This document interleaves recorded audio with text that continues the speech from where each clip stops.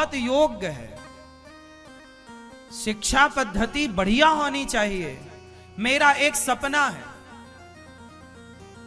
यदि ये सपना मैं आपको बताऊं और आप सहमत हैं या नहीं है वो आपकी मर्जी, लेकिन मेरा एक सपना है, मैं एक ऐसा भारत देखना चाहता हूं कि जिस भारत में हमारे भारत के बच्चे पढ़ने के लिए नोट कीजिए इसे, भारत के बच्चों को पढ़ने के लिए विदेशों में ना जाना पड़े।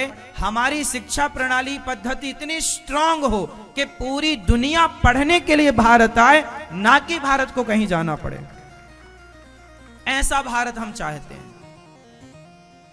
हमारा भारत ऐसा हो कि दुनिया पढ़ने यहां आए, यहां से बच्चे पढ़ने बाहर ना जाए। पढ़ने के लिए, काम करने जाओ, बिजनेस करने जाओ, लेकिन पढ़ने के लिए हमारी परंपरा, जो भारतीय परंपरा, भारतीय शिक्षा प्रणाली रही, भारत की शिक्षा से श्रेष्ठ शिक्षा कुछ भी नहीं थी, कुछ भी नहीं है। और कुछ जिनके पास गीता है, वो गीता वाले लोग दूसरों से कहें भैया हमें पढ़ाओ।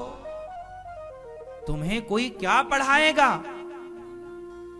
तुम अपनी गीता पढ़ लो, तुम दुनिया को पढ़ाओगे। विडंबना तो ये है कि हम अपने शास्त्रों को, अपनी शिक्षा को समझ नहीं पाए, अपने दर्शन को नहीं समझ पाए, अपने उपनिषद नहीं समझ पाए, अपना वेद नहीं समझ पाए। वो साइंस से भरा है। बात तो ये है ना कि दूध ज्यादा हेल्दी या शराब ज्यादा हेल्दी? सवाल आपसे। स्वास्थ्य के लिए दूध अच्छा है या शराब? फास्ट। स्वास्थ्य के लिए क्या अच्छा है? दूध अच्छा है। लेकिन लोग दूध ना पीकर शराब पी रहे हैं। कौन समझाए इन्हें कि भाई दूध अच्छा है, शराब अच्छी नहीं है?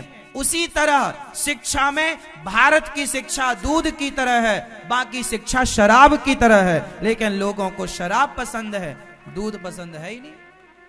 इसमें दूध का दोष नहीं है, इसमें पसंद का दोष है कि आपको पसंद शराब है।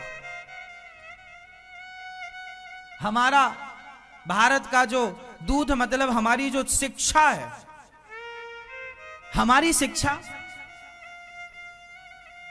कौन से शिक्षा की बात करते हैं आप?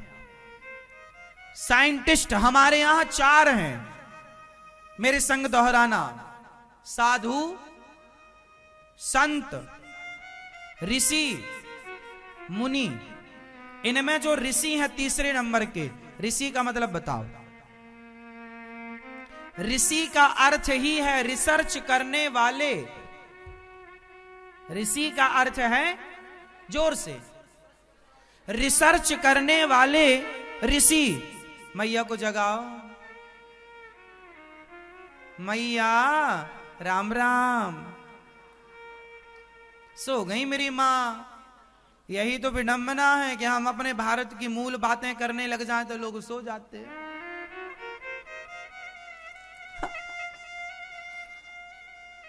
अब सुनाए किसे फिर? अपनी संस्कृति जानने में चलो। तो हमारी जो परंपरा है, ऋषि परंपरा। ऋषि का मतलब रिसर्च करने वाले साइंटिस्ट, जिन्हें आज वैज्ञानिक कहा जाता, साइंटिस्ट कहा जाता है। एक्चुअल में उन्हें उस जमाने में ऋषि नाम से संबोधित किया जाता था। ये ऋषि हैं। ऋषि मीन्स रिसर्च करने वाले। अब देखिए, हमारे भारत में इन ऋषियों ने रिसर्च करके एक पुष्पक विमान बनाया। बताओ, पुष्पक विमान राइट ब्रदर्स ने बनाया था या उनके पिताजी ने? पुष्पक विमान किसने बनाया? कुबेर का विमान था ये, जिसे रावण ने छीन लिया। और ये ऋषियों की देन है। हमारे यहां एक कामक विमान की भी चर्चा है। एक दलपदे नाम के ऋषि हुए हैं, उन्होंने भी एक विमान बनाया था 1885-90 के दशक में। उसके बाद जो राइट ब्रदर्स हैं, उन्होंने उस विमान की जो ड्राइंग थी, जो दलपदे जी ने बनाया, जो भारतीय वैज्ञानिक थे, उनकी ड्राइंग को, उस समय देश गुलाम था, तो उनकी ड्राइंग को कॉपी कर लिया अंग्रेजों ने, जाकर के राइट ब्रदर्स को दिया। उस समय राइट ब्रदर्स की पंचर की दुकान हुआ करती थी। राइट ब्रदर्स ने उस ड्राइंग पर काम करना स्टार्ट किया और 1903 में उन्होंने एक सफल विमान परीक्षण किया। विमान को उड़ाया। विमान सफलतापूर्वक कब लैंड किया, कब उड़ा, पता है ना आपको? टेक ऑफ कब किया, कब लैंड किया? 1903 वो सन है, 1903 राइट ब्रदर्स ने। तो ये जो विमान आया इस संसार में, वो 1903 को आया, राइट ब्रदर्स ने बनाया। साइंस में ये पढ़ाया जाता है विमान के आविष्कारक कौन है, लिखना पड़ता है राइट ब्रदर्स। दलपदे जी लिख दोगे तो नंबर गलत हो जाएगा, जबकि सही है दलपदे जी। उस समय चूंकि देश गुलाम था, यदि भारत के खिताब मिल जाता विमान का तो भारत की जय जयकार ज्यादा। अंग्रेजों ने वो ड्राइंग कॉपी कर ली, दे दी। अब देखिए कि साइंस विमानों की बात अब कर रही है 100 साल से, 200 साल से, पर हमारे ऋषियों ने पुष्पक विमान 8 लाख साल पुराना तो राम सेतु है। तो विमान की बात 8 लाख वर्ष पुरानी है।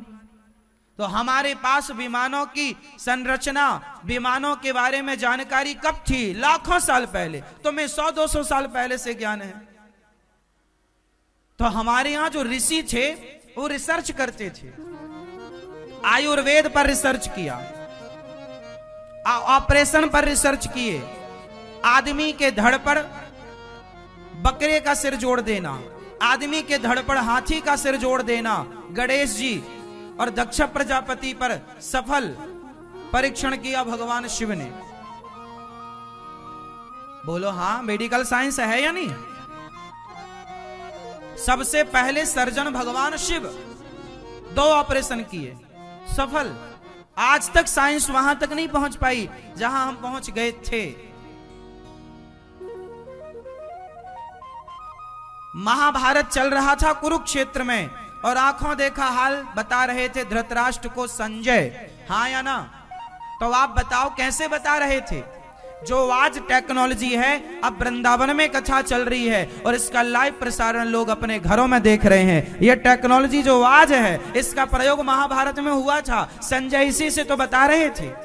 उसे शक्ति कह दिया जाए उस भाषा में, आज की भाषा में टेक्नोलॉजी कहा जाए, लेकिन कुछ तो था ही, वरना कैसे 200-250 किलोमीटर की दूरी थी दोनों की? कैसे बता रहे थे?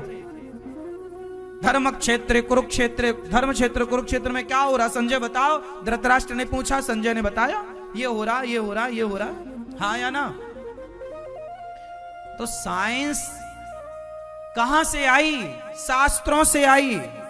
शास्त्रों में ये टेक्नोलॉजी पहले से थी।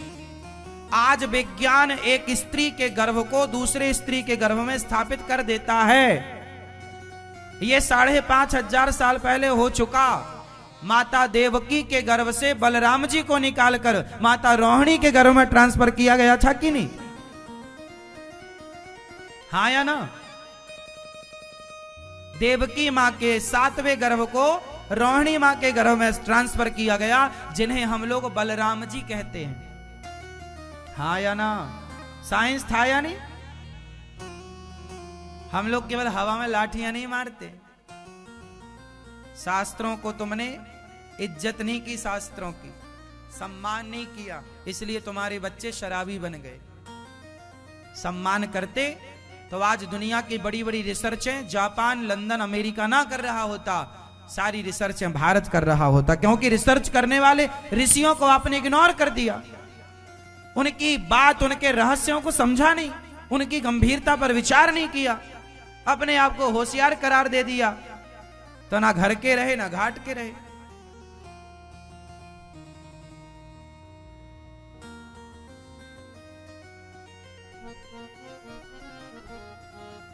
हमारे देश में चाणक्य का नाम सुना होगा।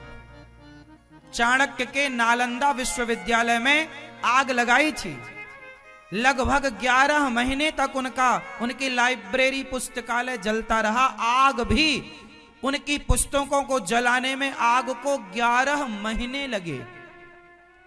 कितनी पुस्तकें रही होंगी कि उनको जलाने के लिए आग को कितना टाइम लगा? आग को 11 महीने लगा। हल्के में ले रहे हैं भारतीय संस्कृति को।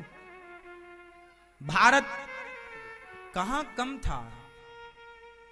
इतिहास को झांकने की कोशिश की, देखने की कोशिश की। जिन इंग्लैंडियों के पास 1811 में पहला स्कूल बना, उस समय हमारे यहां रामचरितमानस लिखी जा चुकी थी। 1554 में तुलसीदास जी का जन्म हुआ। कब? 1554 में। 1809 12 फरवरी को डार्विन का जन्म हुआ। वो डार्विन जो कहते हैं कि हम बंदरों की संतान हैं। डार्विन के पिता पैदा नहीं हुए थे, तब तुलसीदास जी ने रामचरितमानस समर्पित कर दी थी दुनिया को।